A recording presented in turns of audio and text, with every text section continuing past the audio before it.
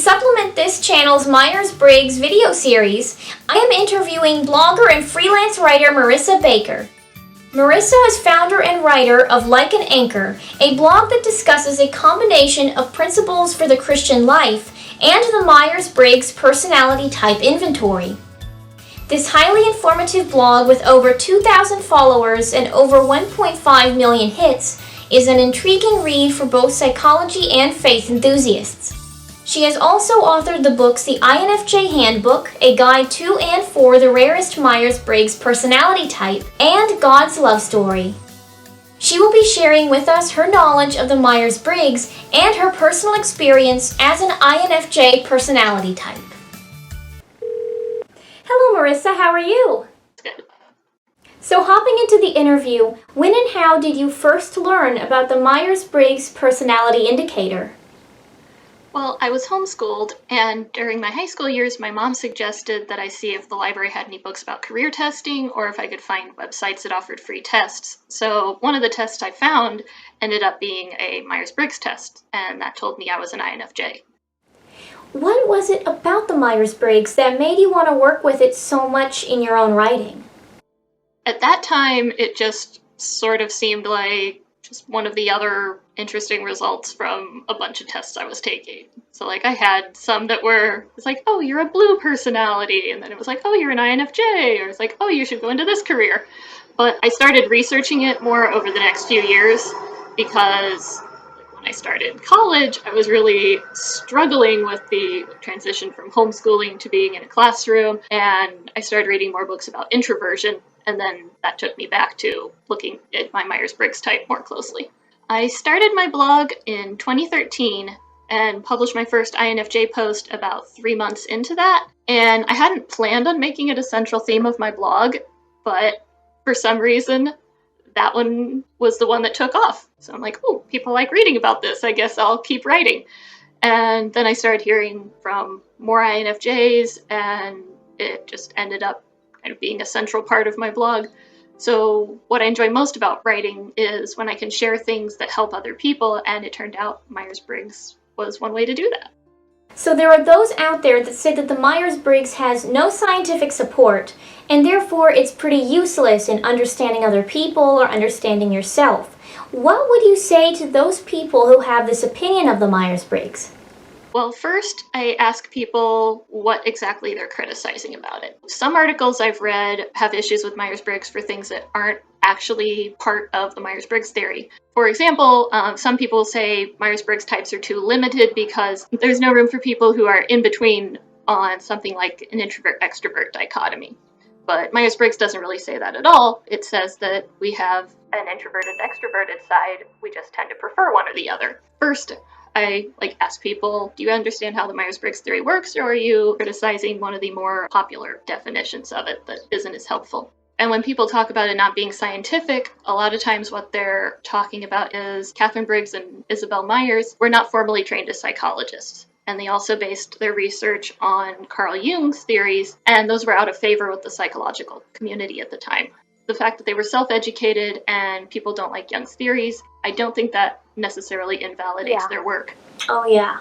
And especially since they released the first test, there have been quite a large amount of work done to improve the test and validate it. So there are actually thousands of peer-reviewed articles and case studies attesting to Myers-Briggs test's validity and reliability. All that supporting data is available publicly if anyone wants to check up on. Now, as far as your own opinion of the Myers-Briggs, are there parts that you disagree with or that you feel like could be improved upon in some way? Most of my issues with Myers-Briggs is more about how it's used than about the theory itself. One example is it's not really a great guide for deciding who you should date or what type of work you should go into. It's used for that a lot. So Myers-Briggs theory at its most simple just describes how your mind works. So that can definitely play a role in what careers you'd be suited for or how you navigate relationships with other people, but it's not a determining factor. So if I see people talking about, oh, you're an INTJ, so you should only date intuitive types, or you're an ISTP, so you should go into a career working with your hands, that's too limiting of an application for the theory. Now, I know that you also wrote the INFJ Handbook, and you yourself are an INFJ. Yeah. So for those who have not seen my INFJ personality type video, how would you describe this personality type, both objectively and from your personal experience? First, INFJs are introverts, so we see the inner world as most real, and we need alone time to recharge our energy. INFJs tend to spend a lot of time inside their own heads. That's definitely something I notice about myself. That's definitely the same for me. Yeah. And we like to understand life internally before we live it externally. It's one of the things Myers mentioned in her book, Gifts Differing, where she described the 16 types. Introverts start on the inside and then work their way out. So the N in INFJ stands for intuitive. This is a learning process, and it's good at picking up patterns in information. Intuitive types tend to be comfortable with abstract concepts and ideas, and they're often very future-focused. And it also helps INFJs see things from multiple perspectives, which can be both a blessing and a curse. Like if you're trying to have a discussion with somebody and they want you to pick a side on a topic, you're like, I don't know, because I can see things from like 10 different points of view. Yes, definitely. The feeling side, feeling types make decisions based on personal criteria. So INFJs want harmony in their relationships. We're good at picking up on other people's emotions. We do our best to meet everyone's needs. So we tend to be very people-oriented, even though we're introverts. And that will vary based on like what INFJ you're talking to. Like some of them, people will mistake them for extroverts because they're so good with people, whereas others are a little more socially anxious or introverted, which I tend to fall on that side. And then the judging side of our personality basically means we like to have order in the outer world. INFJs might be list makers, or we like to have plans, and then it irritates us when they get changed last minute, stuff like that. Now, what would you say are the advantages and disadvantages to being an INFJ? So one of the big advantages is, like I said, seeing things from multiple points of view. That can be really good just depending on what kind of discussion you're having with people. It can be helpful if you're peacemaking or like trying to help people resolve issues and differences in conversations. We're also good at putting information together and coming up with innovative ideas. Since our feeling side likes to meet other people's needs and can pick up on what they're feeling, INFJs often make good counselors, whether formally as a career or advising their friends or being a listening ear for people. For disadvantages, we often have trouble processing our own emotions. Our feeling side is more focused on the external world. We'll absorb other people's feelings and then have a hard time figuring out what we're feeling. I've actually heard from some INFJs who say they can't remember the last time they felt an emotion that they could definitely identify as theirs, because they just absorb things from other people. We also have a very different way of looking at the world than a lot of other people. Intuitive types only make up about 30% of the population. That can be a disadvantage if it makes us feel isolated and misunderstood, which is something that you'll hear from a lot of INFJs. What are some tips that you would give to people who also share the INFJ personality type? I'd say make a point of finding other people you can relate to. INFJs are rare, and it's important to realize that doesn't mean you're alone. There are lots of people out there who do think like you, and it's possible to find and connect with them. So even joining an INFJ group on Facebook could be a really good start for that. Also, make sure you're not neglecting your extroverted side. Myers-Briggs theory talks about how we each have different mental processes that we like to use. One of the ones INFJ uses is extroverted feeling. So I really like Personality Hacker. They are a resource that you can find online or podcast and stuff. They talk about this side of our personality as our growth process. For INFJs, that would involve intentionally learning how to create harmony in your relationship and being peacemakers instead of just conflict avoidant. Yeah, I have definitely fallen into the conflict avoidant category myself, and it has not really benefited me any. Yeah, me too. Now, what are some tips that you would give another personality type for interacting with an INFJ? If you're talking to an INFJ, one of the things that people don't always realize is it takes us quite a while to formulate our ideas. So don't necessarily assume that the first thing an INFJ says is their final answer. It can take us a while to work through what we want to say. If somebody rushes on and moves the conversation to something new too quickly, INFJs might just shut down. Be like, okay, they don't want to hear the rest of my thoughts. INFJs are also very sensitive to conflict. So that doesn't mean we're too fragile to handle a disagreement, but we need to feel safe in conversations if we're going to share all of our thoughts, especially if we're going to have to disagree with somebody.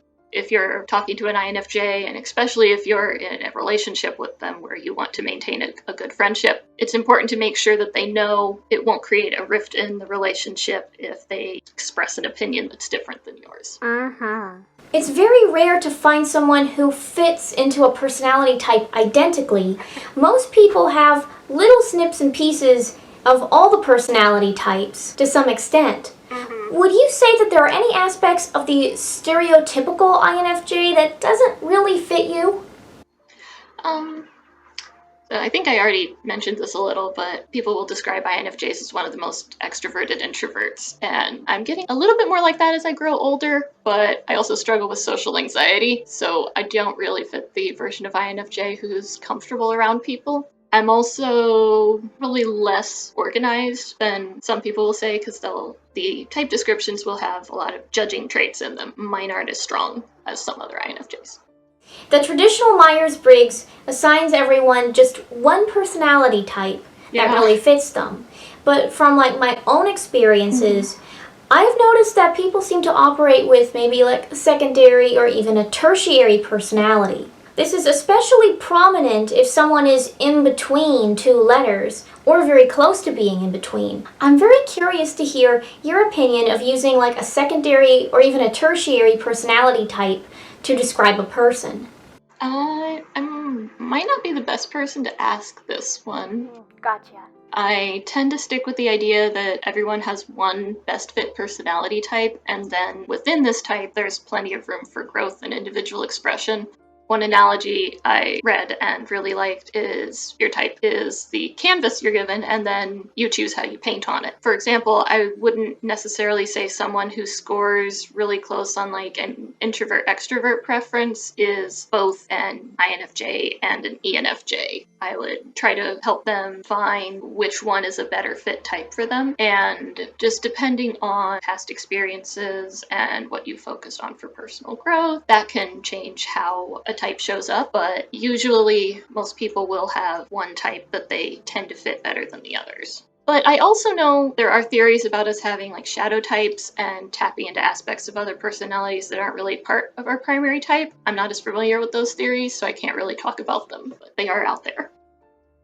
So great of Marissa to give us some of her time for this interview, and if you want to know more about her work, I have included links in the description box as well as the pinned comment where you can find her social media, her blog, and links to her book. So seriously, go check out her work. Amazingly written, very well done, I highly recommend it. And until next video guys, remember to live nothing less than your best life.